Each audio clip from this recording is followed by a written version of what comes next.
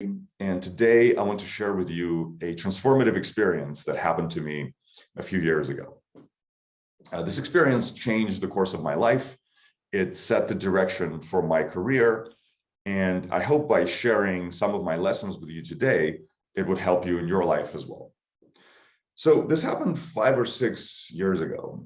I was in a deep meditative state when all of a sudden I could sense my consciousness instantly expand to include all of existence. So literally everything, all of existence was contained within me, and it felt like within my heart specifically. And on top of that, not only was I one with everything and it was contained within me, but my consciousness was in the very center, in the very middle of everything. As you can imagine, this was a overwhelming, transformative experience. But what I was able to kind of learn from this and what I was able to see, I could take back with me and figure out how it can actually be applied in everyday life. And this is what I want to share with you today. So essentially what I saw is in the middle of everything, there's this giant ball, and this ball radiates light, energy in all directions. And so if we look at the shape of this energy, so if this is the ball in the center, the way the wave is moving away from the center is the frequency of the wave is very fast close to the center, but as it moves further away from the center, it gets slower and slower until it slows down enough where it essentially becomes kind of crystallized and it feels like solid 3D reality. And this is what we call, the universe. And this was my kind of first realization when I kind of descended into my everyday state of consciousness from this experience. It was, wow, there is so much more going on than we are aware of. Literally what we consider the universe, all of the stars and all of the galaxies, is a very tiny sliver. It's almost like a shell at the bottom of this giant ball of energy. And so because of this shape of this wave, there's a lot of leverage that happens at the top, closer to the center. And so the way to visualize it is, we can run around on our, in our universe and move around and do all of this work, but it takes a very tiny shift in the wave kind of at the top to make a massive impact down here with way less effort. And so whatever the problem that we experience in our life, the actual problem is that we're not aligned with this energy. And the solution to this problem then is to first align with this energy, and then everything else becomes much easier. Okay, so how do we align with this energy? What does alignment actually mean? And there are probably many different ways to answer that question. And one of them is to look at the different dimensions, the emotional, mental, and physical, and spiritual dimensions. So on the emotional level, what would alignment with unlimited, unconditional love mean? Well, it probably means, feeling the same feelings that unconditional love would feel. So what are some of those feelings, right? So it's love, gratitude, compassion, connection, appreciation, joy, all of those feelings, and spending more time in those feelings and doing things that cause us to feel this way would put us, and this is just a logical assumption, seems to put us in alignment with that energy that we want to align with. Okay, so on the mental level, what does it mean? So what does unconditional love think about different topics? So the first one would be, let's give an example. How does it feel about the person you're fighting with? Or how does it feel about this person that just cut you off in traffic? How does it think about the problem you're trying to solve at work, right? And so literally shifting our point of view, how we think about different topics, and just thinking, what would unconditional love think and do and feel in this case? And just shifting our thoughts and feelings to align with it. So what does physical alignment mean? Well, it means a few things. First, what do we put into our body? Would unlimited, unconditional love eat processed junk food and factory farm meat, or would it eat whole fruits and vegetables and food that's good for you? Hydration seems to be very important, making sure we get enough clean water. Exercise and movement seem to be extremely important for the overall well-being and alignment. But the thing that really stuck with me from this experience was the realization that everything is waves, right? And I got to kind of literally firsthand experience and see that this is quite true. And then the quote from Nikola Tesla came to mind. If you want to understand the secrets of the universe, think in terms of energy, frequency, and vibration. And I realized that this is also not a metaphor. This is a very clear, simple instruction for what to do if you want to understand the secrets of the universe from one of the smartest people. So it really kind of, I got the sense that really the easiest way, the most fundamental, basic way of affecting our frequency, of affecting this alignment, is by working with the waves directly. And so this led me to the next few years of looking into this much deeper. And of course, the first thing I saw was the quote from Albert Einstein: "The future medicine will be the medicine of frequencies." So I realized, okay, if Nikola Tesla and Einstein are both talking about this, that means there's really something there. So I started looking into this, and turns out there's a ton of research done on using different kinds of waves to affect our health and well-being. But the first question that I wanted to answer is, so again, if we're talking about alignment, what does alignment actually mean? How do we align with this energy? So, well, from the physics point of view, alignment really simply just means resonance. And this is best explained in this synchronization of metronomes experiment. So if you take random metronomes that have the same frequency but are not aligned, and you put them on a flexible surface that adds some flexibility into the system, they start to resonate together, and they don't stop. They will always resonate together. And of course, this is really the principle behind pretty much all of nature around us. This is why they say that you're a byproduct of the 5 people you spend most time with. This is why the environment is so important for our inner world. The kinds of ways we're most familiar with is sound. And sound starts from really physical vibration. And so when something like our vocal cords or the membrane of a speaker vibrates, it hits the air molecules, which then in turn hit our eardrum, which we then perceive as sound. And so with sound, humans can hear sounds from 20 to 20,000 hertz.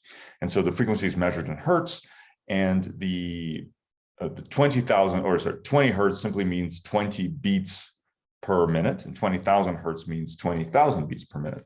So we can hear what it actually sounds like thanks to this very handy tool. So we're going to set it to start at 20 hertz. And you can see that you can't hear very much. As we get closer to 40, it becomes more audible. 50,000, 5,000, 10,000, and by 15,000 or so, it gets really, really hard to hear and very high pitched. So most humans can hear up to 20,000 hertz. And so with sound waves, we can kind of understand how they function because we're familiar with sound on everyday level. And of course, there is also other kinds of waves, such as the electromagnetic spectrum. And so here we can see how electromagnetic waves range from, again, also 50 hertz for kind of very slow radio waves, and going all the way to gamma rays. And so ranging from the radio and microwaves to infrared, the visible light spectrum, ultraviolet, and then moving into these faster, more dangerous waves. As I started looking into different kinds of frequency medicine, different modalities, and at the research that's available, it became obvious that sound is one of the earliest and kind of longest studied forms of medicine. And probably the first of sound therapy, sound healing modality was the drum. So the shamans use the drum and beat it at a certain frequency. So let's say, 3 times per second. And what this does is that essentially, using the same principle of resonance that we just looked at, it puts our brain waves into resonance with the sounds that it's hearing. And Tibetan bowls are particularly interesting because they have, because of their shape, they can emit more than one frequency of sound at a time. And so essentially, they are the first binaural beat mechanism or tool. And binaural beats is a particularly interesting form of sound medicine or sound therapy. So binaural beats were first discovered in the mid-70s. And essentially, the principle of binaural beats is we can play different sound in the left ear headphone versus the right ear. And so, for example, you would play 100 hertz in the left ear and 108 hertz in the right ear. And because this kind of a situation never really happens in nature, so our brains didn't evolve with different sounds coming to different ears, it causes our brain to kind of try to reconcile this difference. And the way our brains reconcile this difference is by creating kind of a phantom frequency of the difference between the left and right ears. So if in the left ear we hear 100 hertz and the right ear we hear 108, our brain will actually hear 8 hertz. And this 8 hertz is essentially the frequency that we're trying to tune to resonate our brain to. And then if we look at the frequency of different brain waves and brainwave states we're trying to kind of cultivate, if we're trying to slow down our brain to a theta or slower state, we just need to create the difference in the left and right ears for the frequency that we're trying to create. And then our brain will synchronize with those waves, just like we saw the pendulums synchronize. Because of this kind of quality of sound, there's a lot of applications for stress and anxiety, insomnia, and then even things like focus, because we can also train our brain waves to be faster, for example, gamma waves. And then if we look at ultrasound as kind of sound, which of course we should, there are plenty of applications that have been studied for decades on the use of ultrasound for everything from imaging to cancer and to even mobility and range of motion. Kind of on the same spectrum with the sound, we have vibration. And so vibration is basically just, it's a kind of sound where instead of your ears, you're feeling this vibration with your body. And there's a lot of studies done on the bone strength and muscle strength with vibration, as well as especially whole body vibration and the effects it has on neurological disorders and dementia and stroke, and even epilepsy. And this brings us to light therapy. And light therapy is actually the most studied form of medicine out of all of these. It has, I think, just over 2,000 studies published on PubMed. And light therapy ranges from simply just having a light bulb of a specific color to lasers applied to specific points on your body. And so the different color of light has been used for mood, for circadian rhythm management. And lasers have been used for all sorts of things like sports performance injury, scar tissue regeneration, pain management, and so on. But really, one of the common threads among sound, vibration, light, and all of the other frequency medicines is the fact that they seem to have a particularly strong effect on the nervous system and neurological disorders. So the next kind of frequency medicine is electromagnetic frequencies. And here it really comes down to applying a microcurrent or a very weak electrical current to certain points on the body where you have pain, or even looking at the traditional Chinese medicine and the different meridians that we have in our body, applying those kind of weak electrical current to specific points on your body. It seems to have a lot of effect, again, on neurological disorders, as well as depression and sleep. Lastly, I wanted to call out the music separately from the sound therapy, even though you might put them in the same category, but there's a distinctly separate body of research on music therapy. Of course, music makes sense to us intuitively, especially when we think about mood and psychological disorders. Whenever we don't feel good and we hear one of our favorite songs, we know immediately how our mood can shift. Traditional Chinese medicine has a really good way of looking at all our entire body and our system. And I would say most holistic health disciplines, as compared to the allopathic Western medicine, most holistic ways of looking at our body look at it, as the name would suggest, holistically. We look at all of these systems together as one being. And the Western medicine looks at each individual system, or even in each individual organ or body part separately. And it kind of treats individual symptoms as opposed to treating the whole being holistically. And so by treating each individual symptom, a lot of times it actually imbalances our body and our overall being even further. And so this is the fundamental difference between applying holistic and frequency medicine versus other ways. The second thing that excites me a lot about this is miniaturization.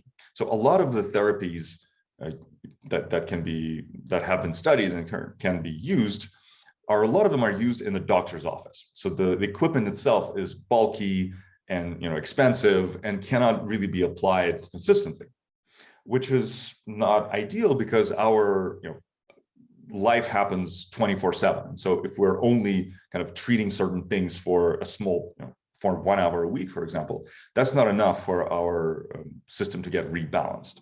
And so miniaturization and applying these therapies on a level of a wearable on your body 24/7 is extremely exciting. And then the last but definitely not least, I wanted to bring up HRV.